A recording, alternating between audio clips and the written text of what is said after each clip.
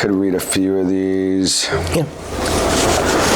The infringement on the First Amendment rights, we kind of talked on that, about making sure that the people were able to express their views on bringing in the things.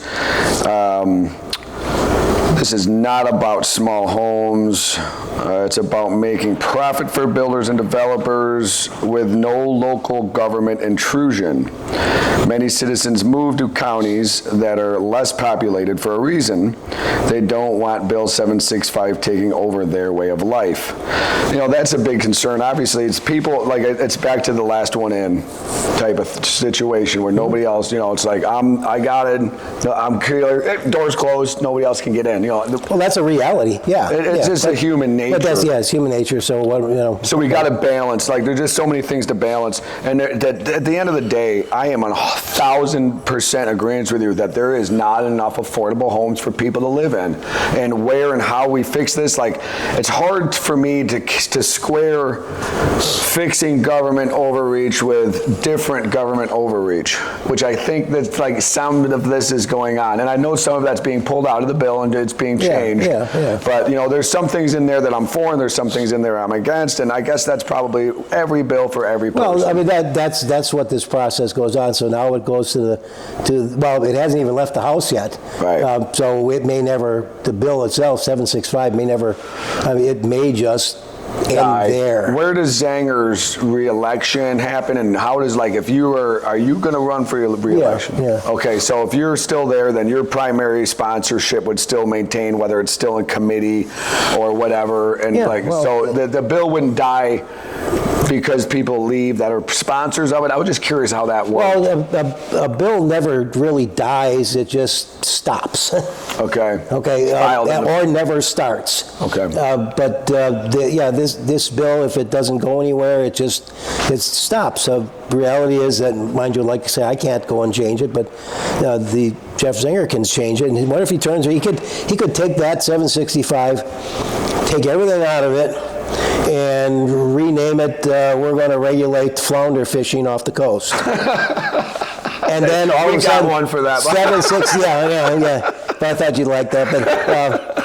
But so then it changed. It starts to move, and people are going there. There are people going, "What? 765 is there? It's starting again." And we're going, "Yeah, but did you read it?" There's no doubt we need something. Well, the question I have to people, and I've got a number of calls, and as a legislator, I always felt it was important that I've got to know not only what's going local and state, I've got to know what's going on nationally and even internationally, so we can plan. But as a reactive legislator, I react to people who just come and say, you know, we don't like this bill. I mean, some people just say, you know, I really don't like this bill. Some people call me all variations of you're a butthead and say I don't like that bill. But you know what? You know what we did? So we listened to that. That's what we did. Right. We listened to that and we said, okay, that just isn't going to fly. Let's move on. No reason to pass a bill that's going to fail. Right. Yeah. I mean, I don't purposely stick bamboo shoots up my fingernails. Right. Gosh, I'm not going to do that. Not going to send it to the Senate. So did you? Is this the proper way that a legislator should act? And I said, well, that's yes, because it reacts to what the people say. It's evolving. But going right back to the beginning, Chris, is when we started this bill out, we had a list of people that were supportive of this thing. We had very few. What's the name of it? I mean, it's got a great name. Yeah, well, I forget the name. Yeah, well, something about freedom for homes or something. So anyways, it's a great name. Yeah. So, well, you know, that's the nature of naming bills. Sir. You know, there's an art to that. It certainly is. But it seems to get the momentum, and then when people open it up and look at it, they go, "Oh, okay. Here's an issue. Here's an issue. Here's an issue." Yeah. But that's what we did. But so when people would call, and I talk to them and I say, look, this is an area that is missing.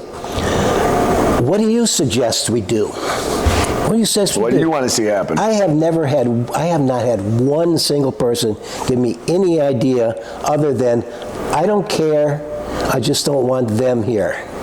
The lower income homes? Well, them. You define them however you want to do. Because I didn't builders? expand. I didn't say, could you please expand on that?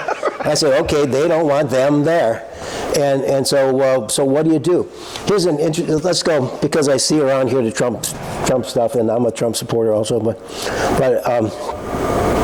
by the way, I had a very fortunate privilege of being in the Republican National Committeeman back in Trump's first. In 2016. In 2016 through 2020, and that was really... That's a good litmus test. I enjoyed that. But anyway, I saw in Breitbart, because I listened, one of the news sites. Yes, sir, I'm familiar. Breitbart headline, it says, Trump has now become the Republican Party under Trump has become the party of the working class person. We become the party of the working 100%. class person. Okay, so I ask you this, and just as kind of rhetorical question, but who are those people? Who are the working class people? A lot of people that jumped from being Democrats to Republicans are a lot of blacks, Hispanics, and these aren't people whose life revolves around welfare or academia. These are people who work for a living, but they make $35,000 to $55,000 a year, and they supported Trump because Trump says, I'm going to give you a piece of the pie. And so when we turn around and say, one of the pieces of the pie, that is home ownership. American dream. Let's make room for them so we can get them started in a home and build their family wealth, etc. And then we run into the roadblock that says other Republicans say, no, we don't want them. We don't want them there. Well, and so that's the dilemma. You see, the dilemma I face is, and please tell me, once again, a rhetorical question. I have to